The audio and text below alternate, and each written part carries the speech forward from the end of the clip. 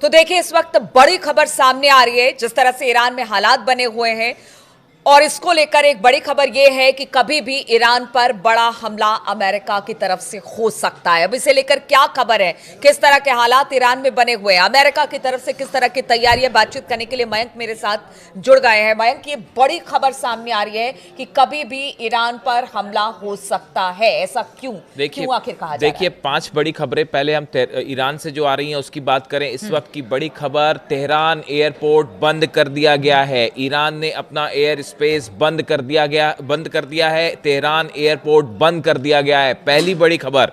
दूसरी बड़ी खबर है, जितने डिफेंस सिस्टम्स हैं सब एक्टिव कर दिए गए हैं। डिफेंस सिस्टम ईरान में एक्टिव मोड में ला दिए गए हैं। तीसरी बड़ी खबर, जितनी मिसाइल्स हैं सब रेडी टू लॉन्च मोड में कर दी गई हैं।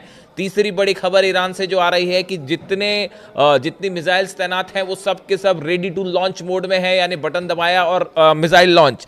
इसके अलावा देखिए, बड़ी खबरें हैं कि ईरान में करीब 30 प्रांत में जो है वो प्रदर्शन की खबरें सामने आई हैं कि 30 प्रांत ईरान के ऐसे हैं जहां पे सरकारी ठिकानों पर हमले हुए हैं। जो प्रदर्शनकारी हैं उसमें जो हिंसा फैलाने वाले लोग हैं, इन्होंने जो है सरकारी दफ्तरों को निशाना बनाया है। इस तरफ की खबरें आई हैं। इसके साथ ही ईरान की सेना ने भी बड़ा मूवमेंट किया है। देखिए, कल हमने एक वीडियो बनाया था जिसमें हमने आपको बताया था कि जो इराक में अमेरिकन बेसेस हैं वहां पे बड़े फाइटर जेट्स का मूवमेंट देखने को मिल रहा है। यानी ईरान की सीमा के करीब इराक के जो एयर बेसेस हैं वहां पे जो है बड़ा अल असद एयर बेस पे और इरबिल, ये 2 एयर बेस हैं जहां पे अमेरिकी जेट्स का, फाइटर जेट्स का बड़ा मूवमेंट दिखाई दे रहा है। यानी इराक और ईरान की जो सीमा है वहां खासा तनाव देखने को मिल रहा है। इसके बाद ईरान ने अपनी सेना का, IRGC ने बड़ा मूवमेंट किया है बॉर्डर के आसपास।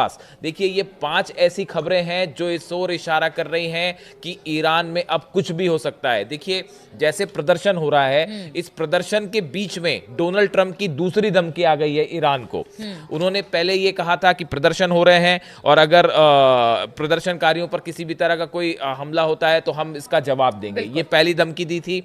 अब कल फिर डोनाल्ड ट्रंप की तरफ से धमकी आई है। उन्होंने कहा है, I have let them know that if they start killing people which they tend to do during their riots, we are going to hit them very hard. ये डोनाल्ड ट्रंप ने एयरफोर्स 1 जो उनका विमान है उसमें ही ये बयान वहां से जारी करके कहा। और उन्होंने ये कहा कि अगर मैंने उन्हें बता दिया है, यानी ईरान को, कि अगर प्रदर्शनकारियों पर किसी तरह का हमला होता है, मतलब एक ही बात को दूसरी बार इन्होंने दोहरा दिया उस बात को कि we will hit them hard, यानी हम उन पर हमला करेंगे।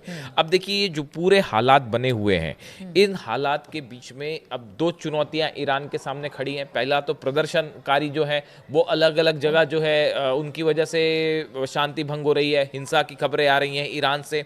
और दूसरी तरफ ये बताया जा रहा है, जहां से बात आपने शुरू करी कि ये क्यों कहा जा रहा है कि किसी भी पल ईरान पर हमला हो सकता है, उसकी बड़ी वजह ये है, ये बताया जा रहा है कि इस प्रदर्शन का फायदा उठाकर, ये जो प्रदर्शन हो रहे हैं इसका फायदा उठाकर इजराइल की तरफ से एक बार फिर एयर स्ट्राइक हो सकती है ईरान पे, और इजराइल की मदद के लिए अमेरिका सामने आ सकता है। जो इस बात की आशंका पहले से है। हाँ, अब ये जो माना जा रहा है कि अमेरिका के सीधा इंटरवेंशन की जगह ये हो सकता है कि इजराइल की तरफ से हमला किया जाए, जैसे पिछली बार हुआ था।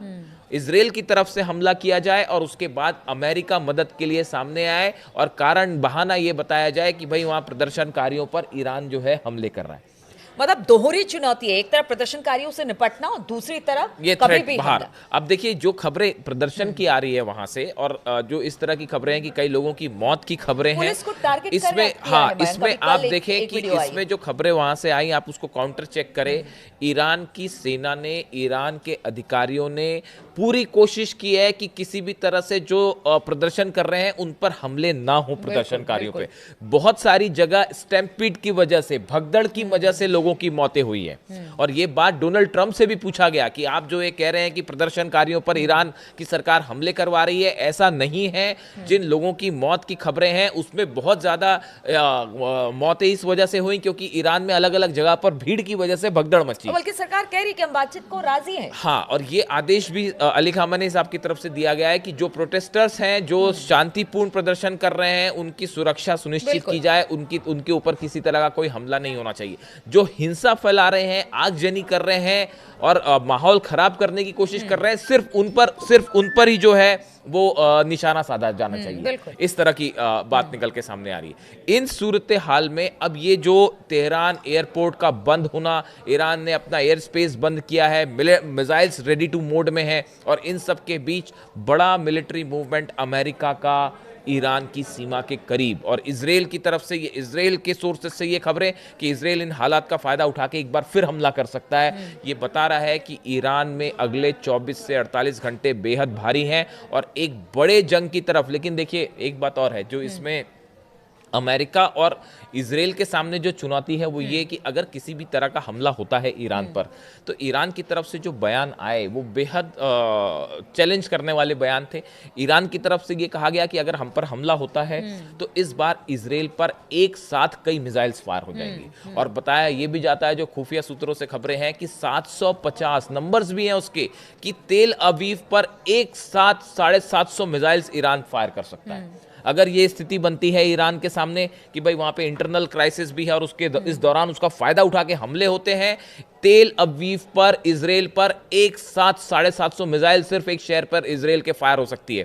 और उनकी तरफ से लगातार, उनके कमांडर्स की तरफ से, सेना प्रमुख की तरफ से जो बयान आए, अली खामनी साहब के जो एडवाइजर्स हैं उनकी तरफ से बयान आए बार बार कि अमेरिका के जितने बेस हैं उन बेस में से कम 5 एयर बेस, क्योंकि ईरान में जो अस्थिरता है उसके लिए ईरान लगातार अमेरिका को ही जिम्मेदार बता रहा है। वो यही कह रहा है कि कहीं ना कहीं जो प्रदर्शनकारी है उनमें से जो उपद्रवी हैं उनको फंडिंग की जा रही है अमेरिका की तरफ से, इसलिए उन्होंने थ्रेट किया कि जहां कहीं भी अमेरिका का एयर बेस है फिर वहां उनके जो सैनिक है सुरक्षित देखिए ये बात को इसलिए और इस बात पर इसको थोड़ा और यकीन किया जा सकता है। इस बात पर आप देखें, अभी जब 12 दिन की जंग हुई इसमें ज्यादा टाइम नहीं हुआ, बिल्कुल अभी 5-6 महीने हुए हैं, और उस जंग के दौरान हमने देखा पूरा ईरान अली खामनी साहब के साथ खड़ा दिखाई दिया। जंग के बाद पूरे ईरान में, तेहरान में जश्न हुआ और एक प्रकार से इसे अली खामनी साहब की बड़ी जीत बताया गया कि इतने सैंक्शंस के बाद, अकेला युद्ध करने के बाद भी ईरान ने इजराइल को जो है